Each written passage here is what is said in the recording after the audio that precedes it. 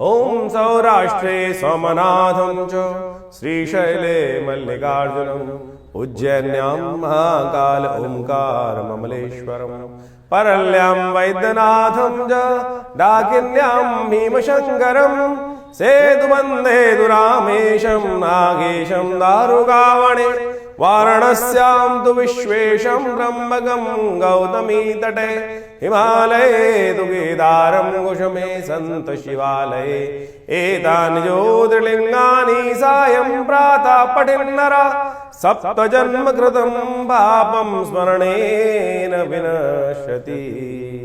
7 तारीख इस दिन होलाष्टक आरंभ हो रहे हैं और शुक्रवार का अवसर है, अष्टमी तिथि है और मिथुन राशि वालों को समझना चाहिए कि आपके राशि नक्षत्र दृष्टिकोण से जो ग्रह योग बन रहे हैं आपके लिए सुबह सुबह थोड़ी हल्की हो सकती है, लेकिन दोपहर के बाद से जैसे 12 बजे के आसपास दोपहर होगी तो उसके बाद से ग्रह परिवर्तन की तरफ जाएंगे और वो आपको अच्छा मोटिवेशन देते दिखाई दे रहे हैं।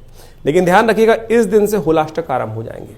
नए कार्यों में, विवाह इत्यादि कार्यों में जो भी शुभ कार्य हैं ऐसे में शास्त्र के दृष्टिकोण से निषेध हो जाते हैं और ऐसे में बहुत सारे लोग आजकल मानते नहीं हैं। विवाह इत्यादि योग करने के लिए नए मुहूर्त इत्यादि गृह आरंभ करने का भी प्रयास कर लेते हैं। ध्यान रखें, शास्त्र में निषेध कहा गया है। ऐसे में क्या होता है कि ये दिन बड़े अपशगुन वाले होते हैं, तो होलाष्टक के समय में विशेष तौर पर हमको कुछ खास उपाय कर लेने चाहिए अपने घर से कष्टों को दूर करने के लिए। मिथुन राशि वालों, देखिए होलाष्टक आरंभ हो गए हैं। होलाष्टक के दिन विशेष तौर पर बड़े जले भुजे दिन माने जाते हैं और ऐसे में बहुत जल्दी नज़र इत्यादि के दोष जीवन में परेशान करने के योग दे देते हैं। तो ये होलाष्टक जो आरंभ हो रहे हैं विशेष तौर पर ऐसे में अपने घर को, अपने तमाम चीज़ों को नज़र इत्यादि से बचाने के लिए भारतीय संस्कृति में उसके अकाट्य प्रयोग बताए गए। नज़र इत्यादि बहुत ज़बरदस्त चीज़ होती है और कष्ट में दे देती है। अच्छे बड़े पहलवान को, अच्छे बड़े चलते हुए व्यवसाय को, अच्छे भरे चलते हुए परिवार को कई बार नेगेटिव एनर्जी जो होती है ना वो विध्वंस कर देती है, समाप्त कर देती है। और ऐसे में ज्योतिषविदों ने, भारतीय संस्कृति के ऋषियों ने सुंदर रूप से होलाष्टक के दौरान में ऐसी नेगेटिव एनर्जी उसको बचाने के लिए बहुत रास्ते बताए। तो मिथुन राशि वालों एक काम करिए, तो यदि आप होलाष्टक जिस दिन से आरंभ हो रहे हैं उस दिन से अपने घर के द्वार पर, मुख्य द्वार पर अशोक के पत्तों का बंधनवार बनाकर, 11 पत्तों का बंधनवार बनाकर यदि उसको अपने घर के मुख्य दरवाजे पर लगा दें। सिरस के पत्ते साथ में उसमें बीच में डाल दें। सिरस का पत्ता एक ऐसा अकाट्य प्रयोग उत्पन्न करता है कि जो घर में घुसने वाली नेगेटिव एनर्जी को रोक देता है। सिरस का पत्ता जो है वो विशेष तौर पर हरे रंग के उस पर पुष्प आते हैं जो बहुत भीनी भीनी सुगंध देते हैं, आमतौर पर रोड के आसपास मिल जाते हैं। अशोक के पत्तों के साथ जोड़कर यदि उसका बंधनवार घर के आगे बांध देंगे तो आपके घर के आगे से नेगेटिव एनर्जी अपने आप बाहर चली जाएगी। तो इस बात का ध्यान रखते हुए उपाय अवश्य करने का प्रयास कर लीजिएगा, कष्टों को दूर करने में लाभ देगा। फागुन मास में होलाष्टक भी आते हैं। वो होलाष्टक बहुत महत्वपूर्ण दिन माने गए हैं। यदि फागुन के अनुसार से आप समझें, शास्त्र की विधि के अनुसार से, शास्त्र में कथाओं के अनुसार से, तो इन होलाष्टकों में कोई शुभ कार्य निषेध कहे गए हैं। उसकी 2 कथाएं शास्त्र में बहुत प्रचलित हैं। एक कथा तो यह है कि जब भगवान का जो शंकर थे वो साधना में थे और कामदेव ने उनकी साधना को भंग करने के लिए कामस्त्र का प्रयोग किया था, तो उस समय में भगवान ने कामदेव को भस्म कर दिया था।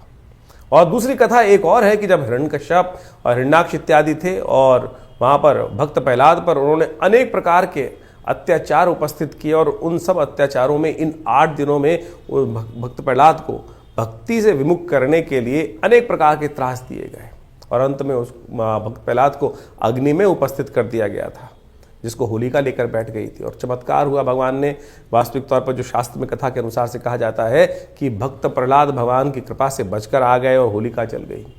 तो ये समस्त जो कथाएं हैं ये शास्त्र में कहीं ना कहीं हमारे कष्टों को दूर करने के लिए कुछ सूत्र देती हैं और हम ज्योतिष विज्ञान के माध्यम से आपके समक्ष उन्हीं उपायों को यहाँ उपस्थित करने का प्रयास करते हैं कि जो पुराणों इत्यादि में वर्णित किए गए हैं। देखिए, ज्योतिष को आज की तारीख में कुछ लोगों ने केवल टोटकों पर बांध दिया है और ऐसे उपाय जिनका कोई औचित्य नहीं है उनको करने से कोई फायदा होने वाला है नहीं। ज्योतिष मन का वहम नहीं है। ज्योतिष कोई ऐसा प्लेसिबो नहीं है कि जिसको कह देते हैं कि शायद कर लो, नहीं। ज्योतिष में जो प्रमाण हैं वो पुराण इत्यादि में बहुत सुंदर तरीके से वर्णित किए गए। कलिकाल में ये हमारा इतिहास है, जो पुराण में कथाएं हैं ये हमारा इतिहास है, ये शास्त्रों में ऋषियों का अनुभव है जो उन्होंने उन कथाओं के माध्यम से वहाँ वर्णित किया है और उसी के हिसाब से पंचांग का निर्माण किया जाता है, उन तिथियों का निर्माण किया जाता है, उन तिथि में जो उत्सव बताए जाते हैं वो सब के सब वहाँ वर्णित है। यदि शास्त्र के दृष्टिकोण से देखें तो इस फागुन मास के अंदर, शुक्ल पक्ष के अंदर अनेक प्रकार के व्रत बताए गए हैं। पयोव्रत, जिसका वर्णन हमने आपको किया, मधुक तृतीया इत्यादि का व्रत, और अविघ्नकर व्रत भी इसके अंदर आता है, जो चतुर्थी को किया जाता है। कहा जाता है कि इस दिन यदि कोई व्यक्ति अपने कष्टों को निवारण करने के लिए, जीवन में हम कार्य करते हैं, विभिन्न प्रकार के कष्ट आते हैं, विभिन्न प्रकार के विघ्न उपस्थित हो जाते हैं, ऐसे में श्री गणेश की सुंदर उपासना करने के उपरांत यदि तिल के जो तिल से भरे हुए, यदि कहा जाता है कि मटकों को, 5 मटकों को लेकर, 4 मटकों को लेकर गरीब ब्राह्मणों को दान कर दिया जाए, गरीब लोगों को दान कर दिया जाए, तिल के तेल का दान कर दिया जाए, तो अनेक प्रकार के कष्टों से निवारण करने का योग बन जाता है। मनोरथ चतुर्थी भी इसी मास में पड़ती है, और कहा जाता है फागुन शुक्ल पक्ष चतुर्थी के दिन स्वर्ण से निर्मित गणेश जी की यदि सुंदर मूर्ति का व्रत कर उनका पूजन किया जाए तो भगवान गणेश समस्त विघ्नों को दूर करने के युक्त है, मनोरथ सिद्धि के योग बन जाते हैं। इसके साथ साथ अर्कपुट सप्तमी का योग भी शास्त्र के अनुसार से बताया गया है। अर्कपुट सप्तमी के दिन कहा जाता है कि स्नान के पश्चात भगवान सूर्य का सुंदर रूप से ध्यान कर उनको अर्घ इत्यादि देकर और व्रत कर या अगर एक दिन पहले व्रत कर यदि भगवान सूर्य को अर्घ दें तो सूर्य संबंधित समस्त समस्याओं को दूर करने के अनेक रास्ते आपके जीवन में बन जाते हैं। सूर्य कीर्ति के मालिक हैं और हर महीने सूर्य की संक्रांति होती है, तो उन सब में यदि विधि विधान के अनुसार से हम समय समय पर आपको उपाय बताते हैं, उनको करेंगे तो बहुत सुंदर रूप से कष्टों को निवारण करने का योग आप अपना अवश्य बनता है। और इसी दिन को, सप्तमी को, कामदा सप्तमी के रूप में भी माना जाता है। और भविष्य पुराण के अनुसार से कहा जाता है कि फागुन शुक्ल पक्ष सप्तमी के दिन जो स्त्री पुरुष भगवान सूर्य का नमन करते हुए उनका व्रत कर और उनको अर्घ देते हैं, अहि सूर्य सहस्त्रांशु तेजो राशि जगत पदे अनुकंपाय मां भक्ता गणगरम दिवाकरम, इस प्रकार से भगवान सूर्य को जल देने से यदि आपको क्रोध की समस्या है, यदि आपके जीवन में कोई कष्ट चल रहा है, सूर्य आपको यश नहीं देने जा रहा है, या सूर्य आपके कमजोर अवस्था में बैठे हैं, या सूर्य पाप ग्रहों से युक्त होकर बैठ गए हैं, तो इस व्रत को करने से सूर्य को शक्ति प्राप्त हो जाती है। तो अवश्य इन समस्त शास्त्र वर्णित उपायों को करने का प्रयास करना चाहिए। और विभिन्न पुराणों इत्यादि में जिस प्रकार का वर्णन किया गया वो हम समय बताते ही हैं। और एक सबसे बड़ा त्यौहार और भी आता है, भगवान जिसको कहा जाता है कि अभी हमने हुलाष्टक के बारे में आपको वर्णित किया ही किया है। उसके बाद पूर्णिमा के दिन चंद्रदेव का जन्मदिन माना जाता है। कहा जाता है कि चंद्र दोष जिनकी कुंडली में लगा हुआ हो या किमुद्रम योग कुंडली में जगह लगा हुआ हो, तो इस दिन भगवान चंद्रदेव की सुंदर उपासना करने से अनेक कष्टों को दूर करने का योग बन जाता है। जो चंद्रव्रत का वर्णन होगा वो अगले एपिसोड में हम आपको बताने वाले हैं, जब बीच में जो वर्णन आएगा, क्योंकि इस दौरान जो ग्रहों का योग पड़ रहा है वो हमने आपके समक्ष उपस्थित किया। तो आपको इन सब चीज़ों को सत्य रूप में समझने का प्रयास करना चाहिए।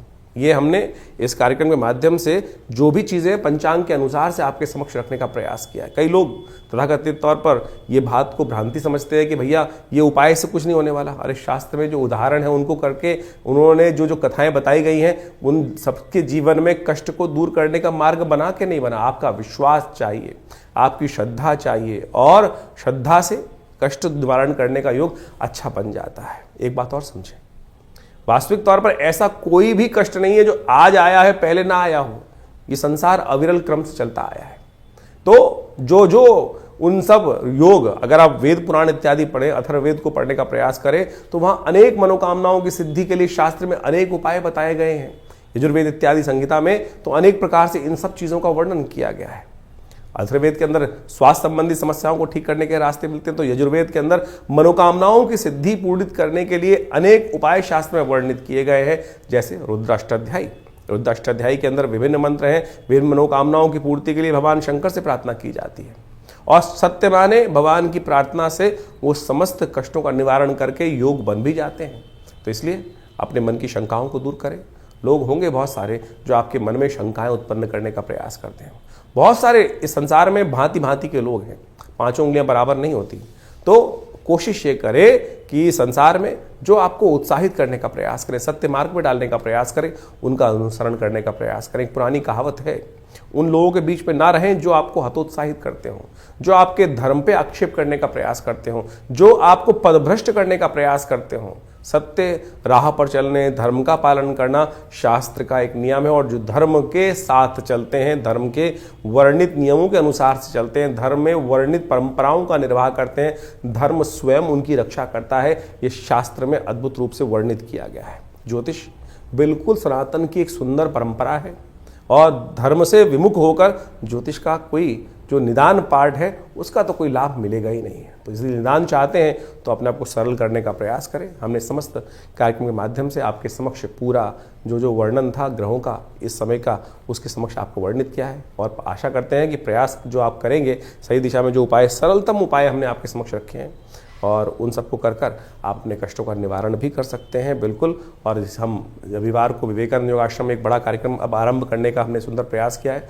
महीने के हर पहले रविवार को हम यहाँ पर आश्रम में सुंदर जन्मपत्रियों का, जो बहुत सारे लोगों के समस्याएं जीवन में होती हैं, वो कष्ट निवारण चाहते हैं लेकिन जो आश्रम की जो फीस इत्यादि हैं वो देने में बहुत सारी समस्याएं लोगों के साथ होती है। तो हमने महीने के पहले रविवार के दिन सुबह 8 बजे से लेकर करीब 11 बजे तक एक कार्यक्रम रख दिया है।